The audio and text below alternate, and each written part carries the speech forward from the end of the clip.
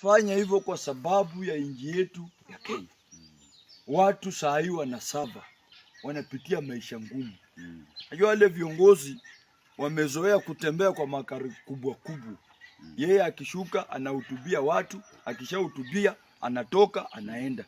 Lakini sisi ambao tuko kwa ground, sisi ambao tunatembea, watu wako very hungry. Watu wanalia, watu hawana school fees, watu hawana chakula, watu hawana nini.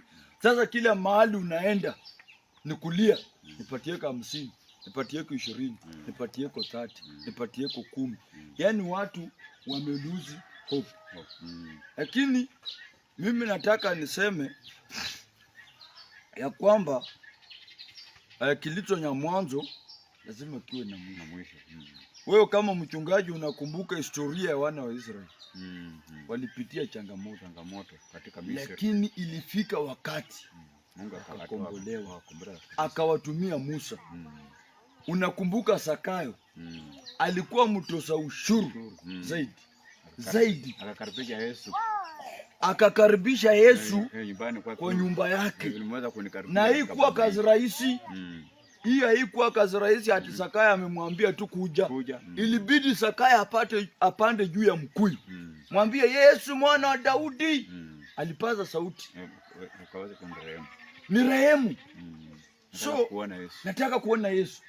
Watu wakasema we nyamaza. Hata wale walikuwa wameokoka wasema Yesu nakula aje na mtu wa dhambi. Kwa nini? Wanalalamika. Kwa nini unaenda kukula na mtu mwenye dhambi?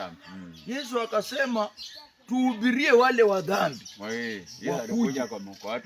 Yeye mimi nimekuja kwa wabaya na kwa wazuri. So katika jamii hata kuna wale wachungaji ambao wako na roho mbaya. Na kuna wale wachungaji ambao wako na roho nzuri. Hizi vitu Mungu amepeana tofauti. Kuna mtu sahi ako na mamilioni ya pesa, ana mtoto, ana nini na hawezi toa. Hawezi toa. Lakini ona mimi mtu kama mimi niko na kidogo lakini napeana. Ile kidogo niko nayo nakula 10 bob, napeana 10 bob. Yaani tunafanya cost sharing. Kwa hivyo mimi nataka niseme mambo ya siasa imefanya nchi yetu iko mahali pabaya.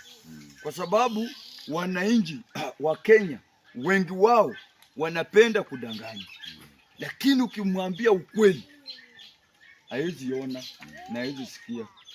Na ndio mimi nimesema ya kwamba kwa sababu mimi ni mtu ambaye niko trusted. Mimi si mtu mkora. Na mimi hiyo spirit ya wanasiasa haiwezi niingia. Kwa sababu nimelelewa kwa familia ambayo haina mbele, haina nyuma.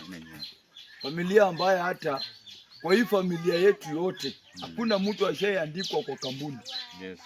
Hakuna. Mimi tu ndio nilienda nikaandikwa kwa kampuni na nikafutwa tena Nairobi kule.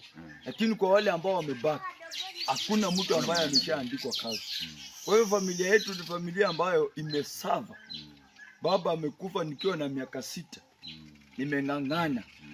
Nyumba yetu ilikuwa ya nyazi. Mlango iko mbele, mlango iko nyuma. Mvua ikinyesha ni shida tupu.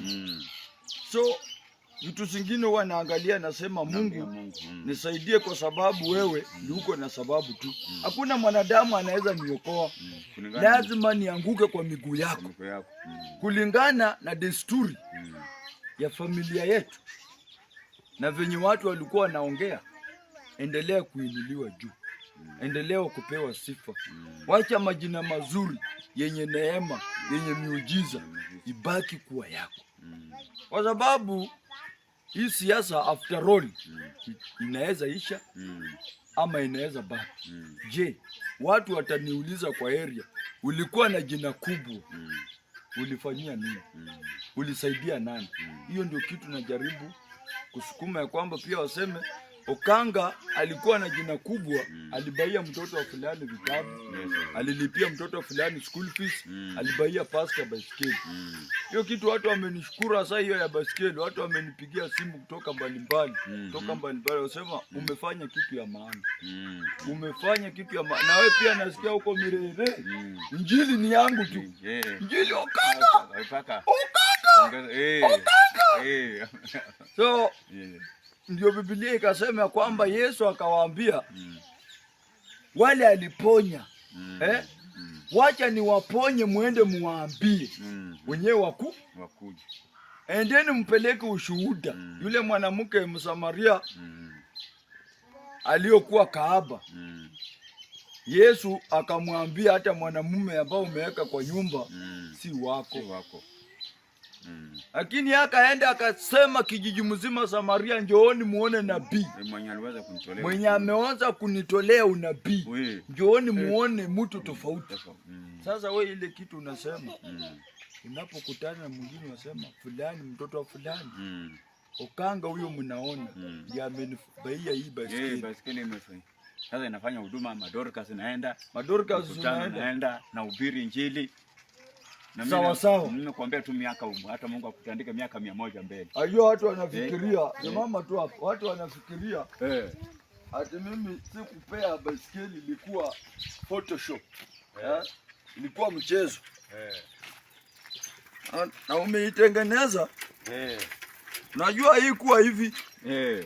Hii madigad haikuwa. Hii haikukua.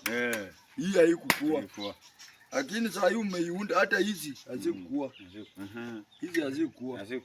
Lakini umeunda ile pesa kidogo nilikupea pia uniongezea ingine. Umeweka tena mpira mpya. Mpira iko. Kupitia kwa hii baisikeli hata kwako tuna baraka ambayo haitakoma. Asante. Tumishi wa Mungu unaposimama na yeye uweze kubaki hivi. Paka tuna vitu ambavyo tofauti katika boma hii. Nena makorofa katika boma hii. Hii ndio mwanzo tu. Na Mungu atawacha boma hii. Asante. Ndio umesimama na mimi. Na mimi hata mimi naomba Mungu atapanua mpaka yako. Asante. Uweze kusimama na mchungaji na Mungu akuache tu hivi. Hiyo ni ukweli. Mungu hawezi kukuacha. Utatembea kwa magari tofauti. Ndio mwanzo mdogo tu. Lakini Mungu anasema katika Zaburi 113 mlango wa 7, Mungu anainua tu mtu katika mafumbuni. Nyasaye arusinja zo mundu mulufu haya. Ni Nyasaye amweka kama ndo bako. Ndio Mungu anaenda kukaribia katika Kenya mzima hii. Kwa watu wakubwa na watu wakuaje. Kupitia katika hii basikeli tuna baraka ambayo itakoma katika boma hii. Mvua ya baraka inaenda kunyesha hata kwa watoto wako, hata kwa wachukuu, hata mama wako hii. Miaka 2-3 hapa tofauti iko. Na Mungu akupigania mahali penye utakuwa unakanyaga. Mimi nashukuru. Tutaendelea utembee pamoja. Uniombee. Tuombeane. Kwa sababu bila maombi pia itakuwa ngumu. So utilie manani katika hiyo Okanga Foundation. Vitu kama hizi vinafaa na peana kwa wachungaji wale wako chini. Tena nataka nitafute wachungaji wengine pesa ikiwa niwabaie baiskeli. Nataka sasa wachungaji wasitembee tu kwa mguu, anatembea kwa mguu na anahubiri injili. Hapana.